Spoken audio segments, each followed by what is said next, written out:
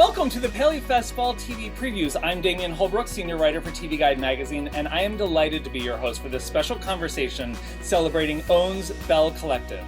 Today, I am thrilled to welcome members of the series cast and creative team. Joining us are Carlos King, the creator and executive producer, and the Bells and series stars Lateshia Pearson and Aikisha Holly Colon. Hello, ladies and Carlos. How you guys doing? Hello. Hello. Hi. You guys look amazing. Lateshia, I'm loving this blonde. Thank you. Thank you.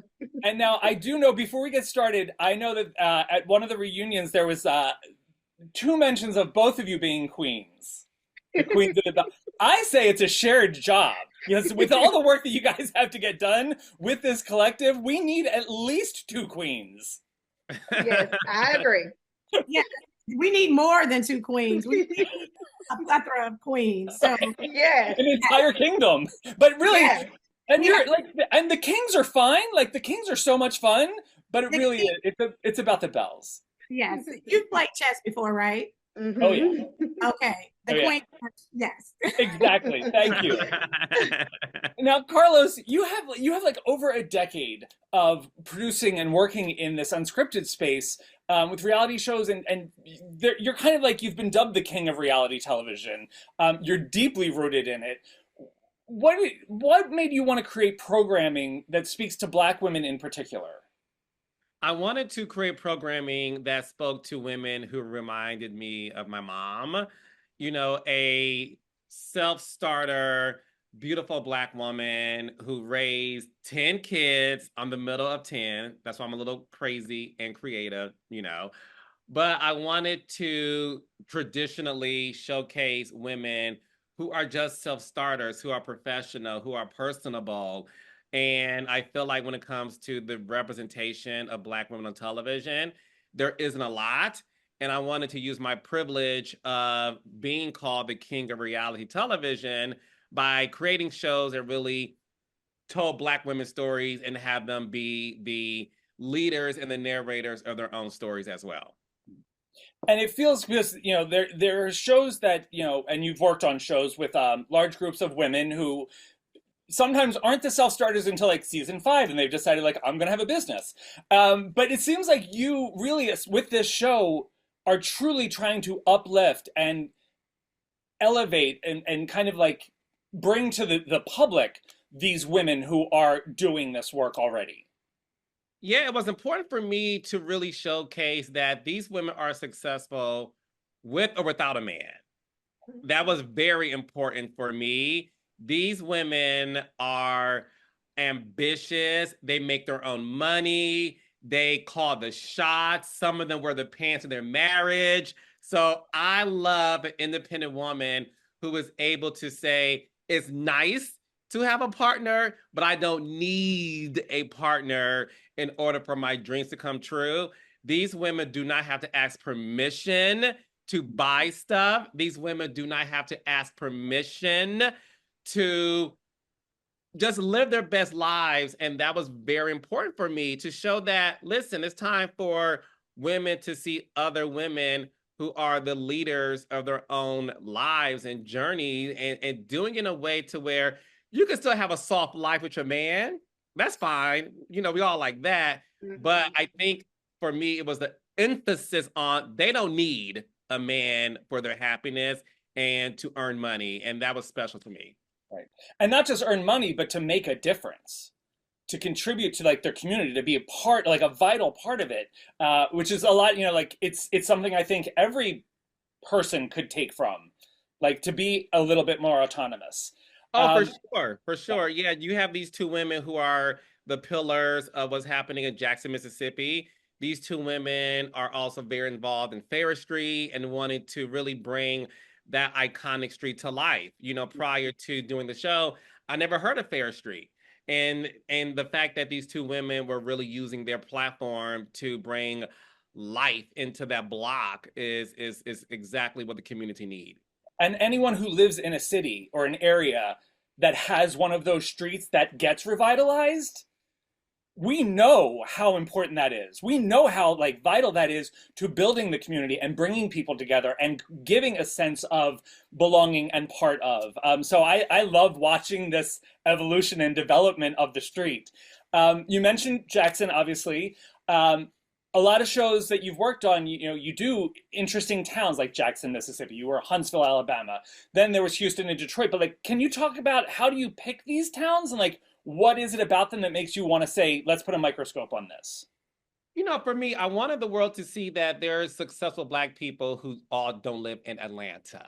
You know, I think the narrative for the longest time was like, if you're a Black person with some money, you're in Atlanta, right? And although there's a lot of successful Black people there, I wanted to show the world that they also live in the South. They also live in other rural areas. They also live all over the world. And I want to highlight not only the city, I want to highlight the movers and shakers who represent that particular city. So who would have thought that Huntsville, Alabama, a show based in that city would be the #1 show on the Oprah Winfrey Network? And then who would have thought that, I think we're 4 seasons in, who would have thought that these beautiful Black women in Jackson, Mississippi would be having another season and being a hit and a fan favorite and consistently increasing the ratings and the viewership from season to season. It's a testament to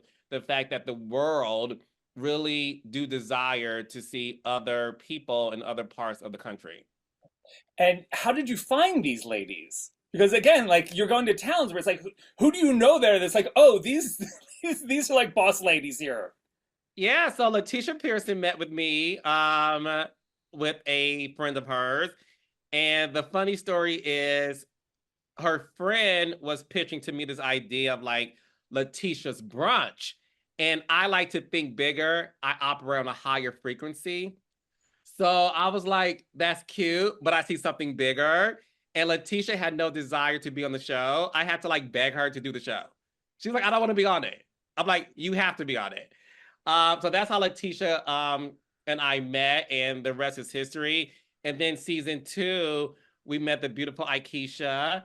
And the moment Aikisha came on the camera, I said, she's a Belle, you know? So Aikisha came in guns blazing 2nd season. And these 2 women are such force multipliers for this show that without their presence and the rest of my cast, obviously, we wouldn't have these multiple seasons that we're able to brag about. And it's interesting, and in a way, the way you talk about the ratings increasing is as we watch each season, we become more invested and more kind of like married to these women. And we want to see not only their success in business, but in their relationships. And I think also to see Black excellence represented unscripted, because there were some great shows, you know, like scripted shows, but this is like to get to see Black excellence at work and the inclusion and the commitment to community for the Belles. You're both, you know, you're both connected to your communities. You're both very involved in these charity works. What are you involved with now? What's your drive right now at the moment? We'll start with Lateshia. Thank you for that question, Damian. Right now, since 2017, I have been heavily involved with a local women's shelter. It's for homeless women and homeless women with children. It's actually a transitional home. So the house can only house about 18 women at a time. So right now, outside of the essentials, our basic essentials such as, clothing and food, we also provide vouchers. I also for transportation, because I leverage my connections within the state when it comes to employment or housing to get these ladies off to work. Because these ladies that's coming through this emergency shelter, they're not there forever. They just ran into a hardship. Whether I have some, I can't mention the name right now of the organization because they are running from domestic violence situations. But it's amazing. Of course, we got the kids back off to school at the shelter. We always do that. And right now, coming up, we are entering Thanksgiving. So I'm having, again, another Thanksgiving brunch. This brunch is totally different from my normal brunches because the brunches that I host there, they're focused on restoration and gratitude. So I'm super excited about that. It's always a blessing to work with this charity because there are so many women there who, I mean, they can remind me of myself. You know, I've been in situations of paycheck from being broke. So this charity means a lot to me. What about you, Aikisha? Hi, I am the co-founder and executive director of a foundation that my husband and I founded. It's the Willie and Aikisha Colon Foundation. And we focus on 4 core areas, which is economic development, educational preparedness for students in our areas. We focus on the Bronx in New York and Jackson, Mississippi, which is where my husband's from. We have health and wellness and youth sports. And so in those 4 key areas, we do initiatives under each one of them. So for example, in education preparedness, we do an HBCU college fair. Where I'm from here in Jackson, Mississippi, I grew up knowing about HBCUs because I'm a product of HBCUs. So it was easy for me to go right down the street to Jackson State University or Tougaloo College. My grandfather graduated from Clark Atlanta. So I had all of these HBCUs around me. When I got to the Bronx, my husband nor his family didn't know much about HBCUs. They only knew about what they call the Cooney and the SUNYs because that's the state schools of New York. They didn't have much exposure to a historically Black college or university. So through organizations, my husband went on an HBCU tour, but I realized that there was a need in that community, which is African American and Latina and Latino community. So I wanted to make sure that the children of both communities were exposed to the HBCU culture. Under our health and wellness, we do 2 huge initiatives, which is a golf outing in my husband's name, the Willie Colon Golf Outing, where we raise money for lupus awareness and research. With that, we were tied to that because my husband's mother had lupus and died of lupus in 2020. So I had exposure to the disease, but I did not know that 70% of the disease affects African-American women and Latina women. So that was important to me to bring this to the community, my community, because we didn't know much. We don't know much about lupus unless it's something that absolutely affects you and your family. I didn't know it was an autoimmune disease, did not know that it affected 70% of my community and women. So I wanted to make sure I was bringing awareness because Black women are misdiagnosed all the time in everything.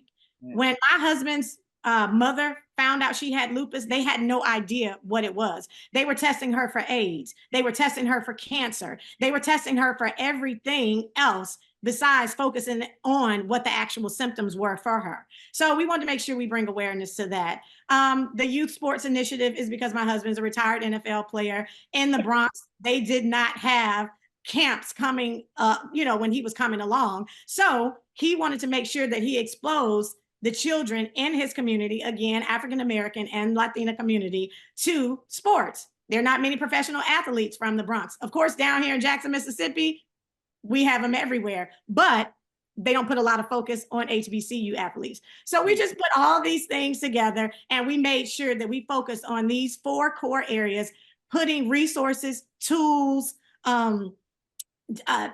creating jobs and economic development. That's another one of our core things. We have a restaurant and a bar that we own in the Bronx, bringing a second location here to Jackson, Mississippi in the Fair Street area, and just continuing to do initiatives that we are providing resources, opportunities, and exposure to the children and the entire community, not just our children, just the entire community, and make sure that the resources are there for them. And now this new bar and restaurant, will you guys be able to host Lateshia's brunches? It's a small venue, but if Lateshia wants to come to host one of her brunches there, like I said, we are there for the community and we will welcome her with open arms. Definitely like to host one in the Bronx because that was really pretty, that bar. Yeah, that Lateshia's was pretty. She's been to our bar in the Bronx. Maybe a road trip episode, Carlos? Well, no spoilers. We have one, a road trip this season, this upcoming season. So we will love to have Aikisha show the Southern Belles how they do it on the East Coast. Nice. And now, for we should have still been used to New York City. So for the 3 of you, there's something else you might not know, but you may have picked this up from interacting with fans on the street. But for white viewers, watching a show like this, because to the untrained eye, it's like, oh, this is like a docu soap and it's going to get like juicy. So we come rushing to it. But y'all are giving us all of your secrets. You understand? Like we're learning like about seasoning food. We're learning about like certain slang phrases, certain things like operational things. Like I'm picking up like even what Aikisha was just saying about lupus. Like I didn't know that, but now I do. Like this show is opening doors and opening eyes to viewers that are watching this just for like kind of the fun, but we're taking away stuff. And it's so interesting. Have you seen from people who watch it being like, I had no idea about this or that? But Damian, these are not secrets. This goes back to us talking about the Black excellence that you mentioned when you first started this interview. In our community, we've always known that we were excellent. We've always known, like, it's no secret to us about seasoning our food and just being absolutely great. It's just we thank the King for continuing to expose this to the rest of the world, so you don't have to think of them as secrets and steal them. We're allowing you into our homes, and we've always done that. You know, you're just now kind of seeing it. I love it. I feel like I haven't seen it at the barbecue. Oh, I love that. I just had a meeting with, of course, some of my white girlfriends the other day, and to hear them talk like us, the Bells, I'm like, you guys know word for word what we're saying. It was like, oh my gosh. And I'm like, do we say? But they love it. And they said it's in their group chats, is when they go out with their friends. And I thought that was pretty hilarious. And Carlos, how important was it to make sure that behind the scenes it was also reflective of your cast? Because a lot of shows, like there are production issues on a lot of TV shows that do not know how to light black skin. They don't know how to do black hair. They don't know how to do the makeup. How important was it to make sure that your cast had people who knew how to make them look good? Yeah, for me as a Black man in this business who owns a production company, it was always important for me to make sure that my crew looked like my cast. And I'm a big proponent of that. So that's from producing to, like you said, the lighting crew. It's important that they feel reflective amongst the people they have to work with on a daily basis for 3 to 4 months out of the year. And it showcases in the material. It showcases when they have these conversations and I'm aware of like, oh, I know what that means, you know, or in case I may not know because I don't live in Jackson, I'm always like, find out what that means and use it. Aikisha's husband, Willie, is a Yankee for all intents and purposes. And the funny thing about Willie is he's always asking the rest of the cast, what are you talking about? What does that mean? And I love that, Damian, because I feel like Willie represents the large audience in terms of like, okay, translate this for me in English. So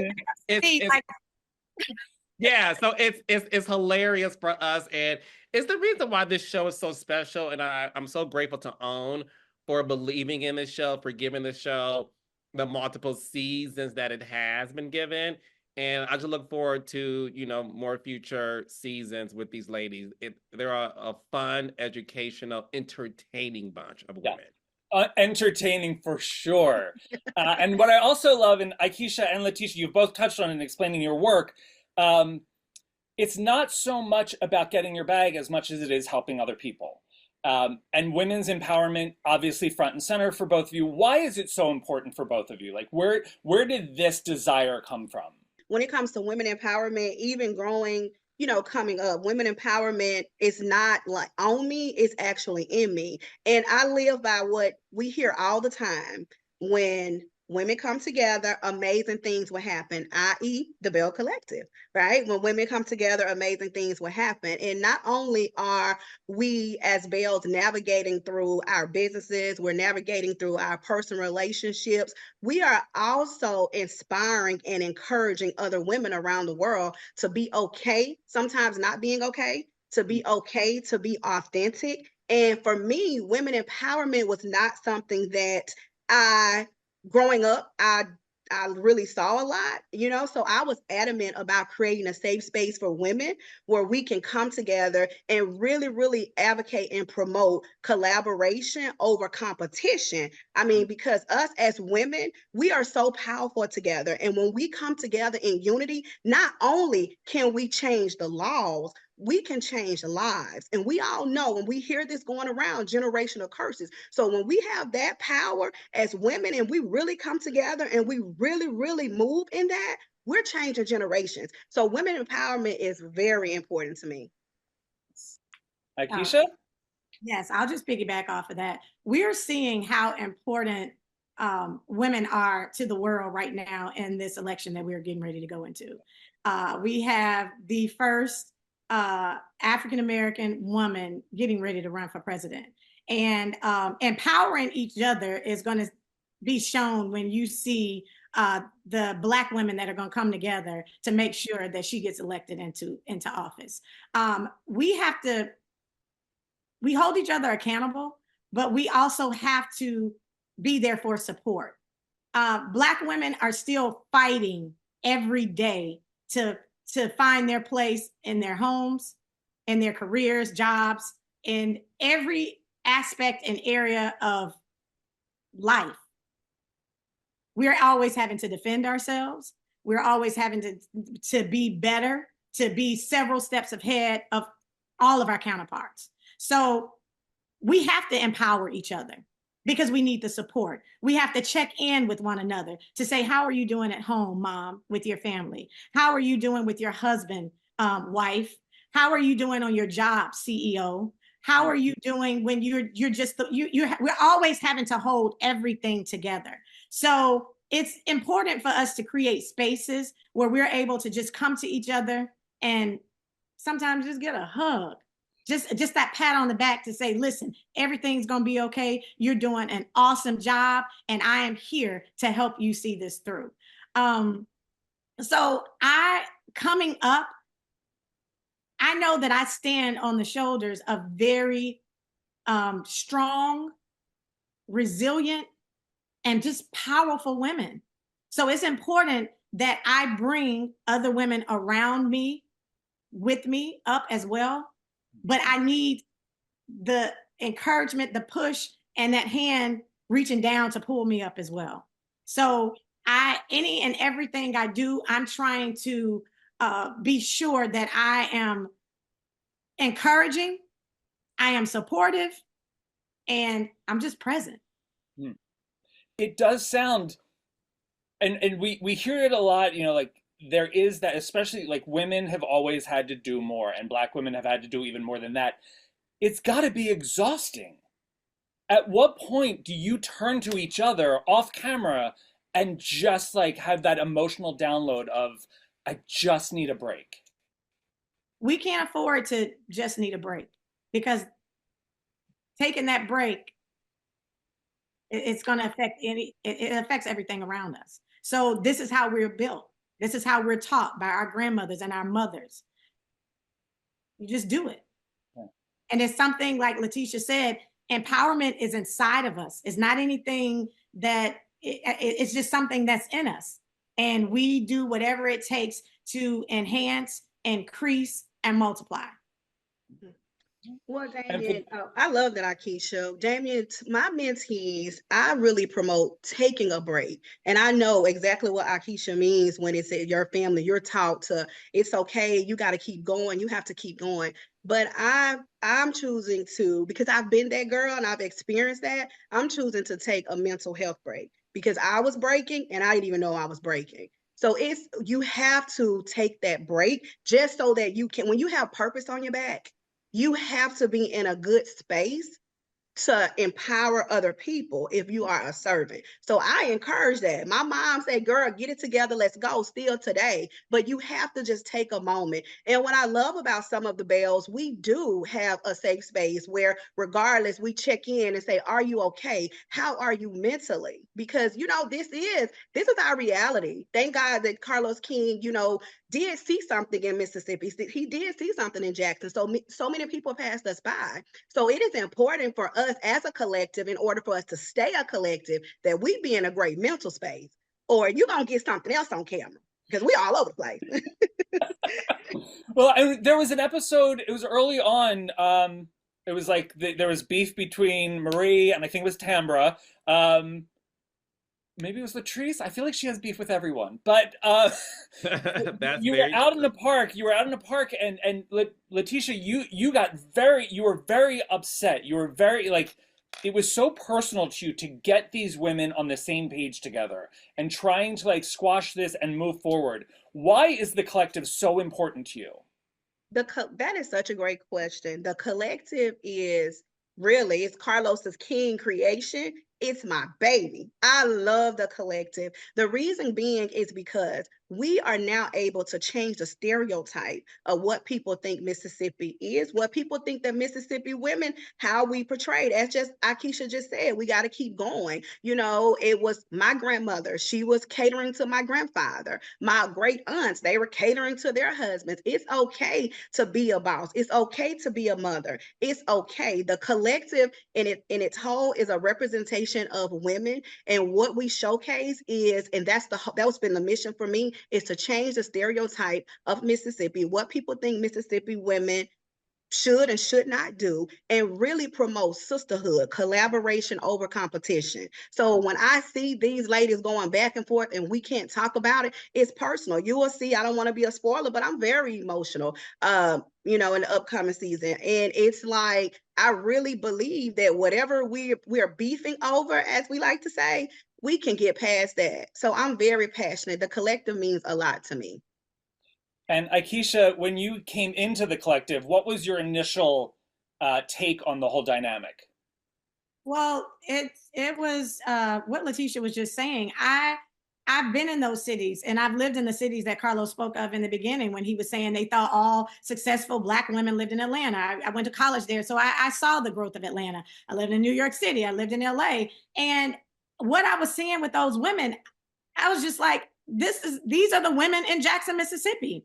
And it was very important to me, like they've said, that people see the dynamic, powerful, working CEO women of Jackson, Mississippi, because we were doing just as well, if not better, than some of these Black women that I was seeing in these other cities. So it was important for me. I was coming home and doing the things that I was doing here at home, but the world deserved to see that. Mm-hmm. So I came here to align myself with like-minded women, goal-oriented, and women who were just doing what we do, and that's being successful. And to become a part of this collective and see, make some new friends and be able to just introduce everyone to us and introduce the world to all of us, to see, like, we ain't around here riding on horses. We ain't down here just serving our man and being country, as they like to say. No, there are boss women in Jackson, Mississippi, and Carlos King has shown that to everyone. So for the ladies, because you guys are the Mississippi representatives, what is the most Mississippi thing about you? Oh, I know, for me, it's the catfish. Yeah, I was gonna say it's the food. And we're talking about some seasoning. You need to come on down here. We will show you how to season, okay? But see, the thing is, people don't realize there is a difference. People are like, oh, I don't like catfish, or I don't this. They either like it or love it. There is a difference in Mississippi farm-raised, corn-fed catfish.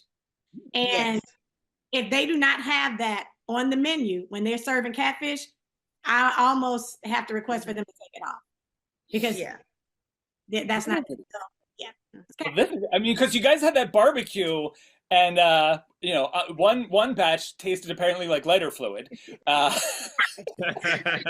I love the fact Willie purchased his because he's up north. So right, exactly. And that's what I was like. I'ma always stand behind my man, but honey, my man don't stop barbecuing nowhere. So my man, JJ was trying to win so bad, honey. He had lighter fluid all in his ribs.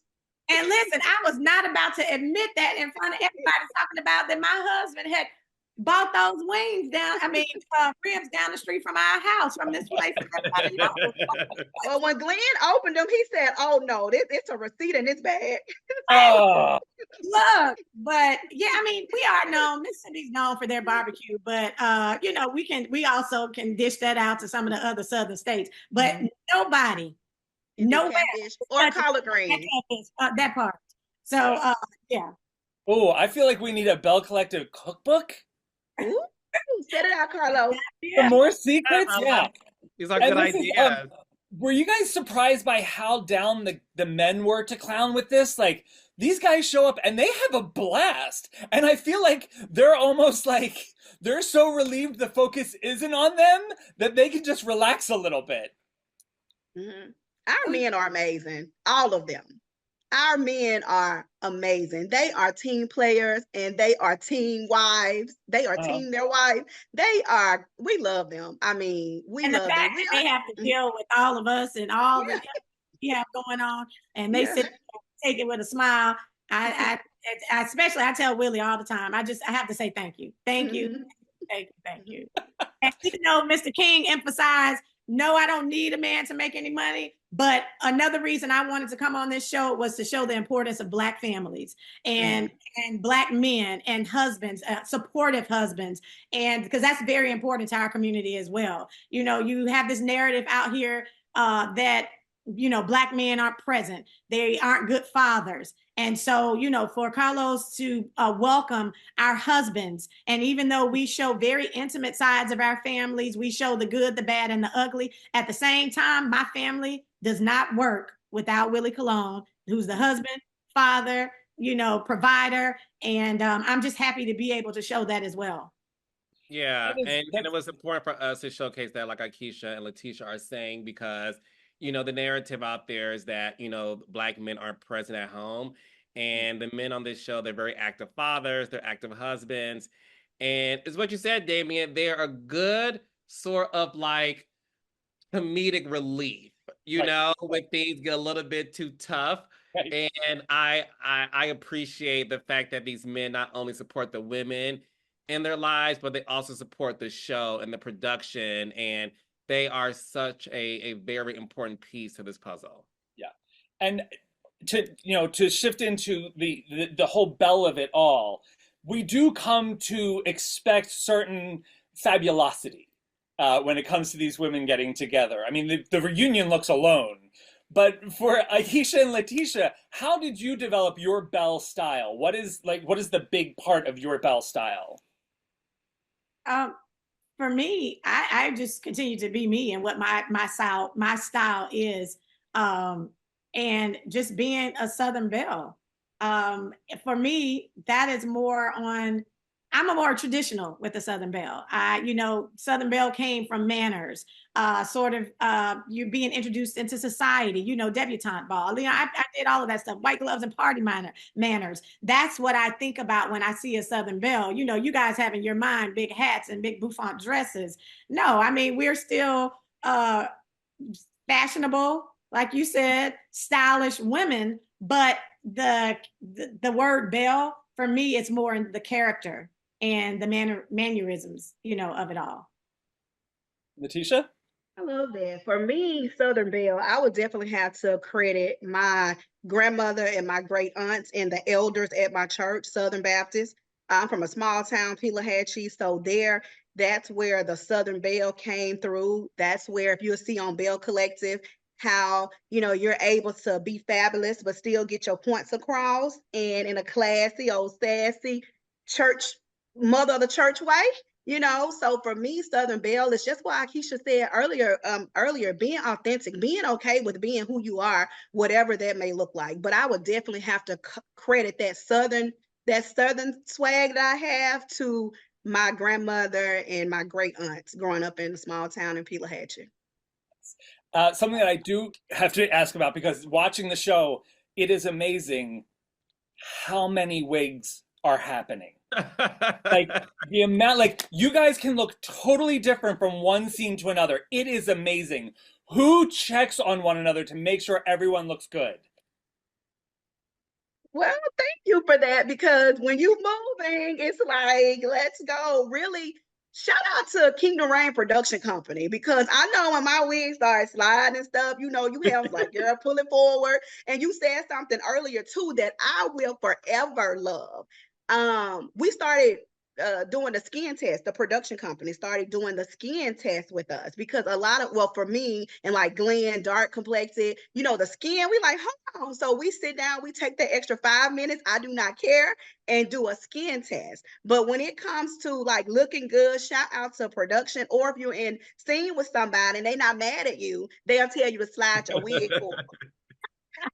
No, because I've learned through TikTok the absolute artistry, almost magic of getting the wig on right.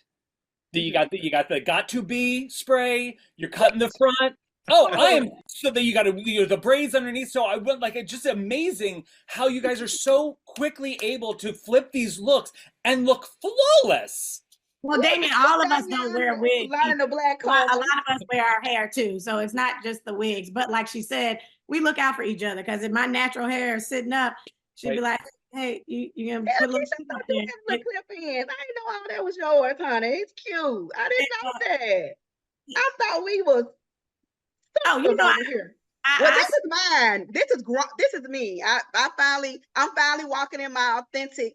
There you go. My authentic hair color. Okay. But I feel like that's a big part of uplifting one another, because like letting somebody that you care about know, like, it doesn't look great. That's harder to say sometimes than like, I didn't like not being invited to the party.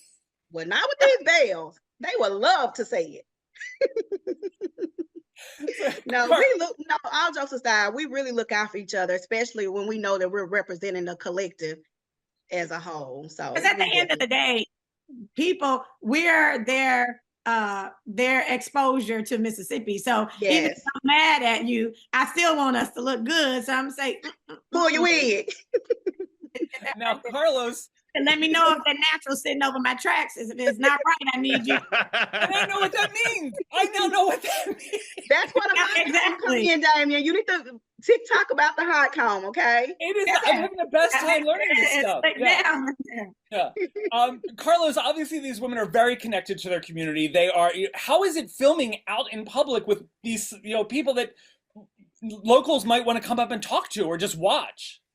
Oh, they're by far the most famous people in Jackson. Like, they are huge celebrities. They're local celebrities in the city, but also around the world.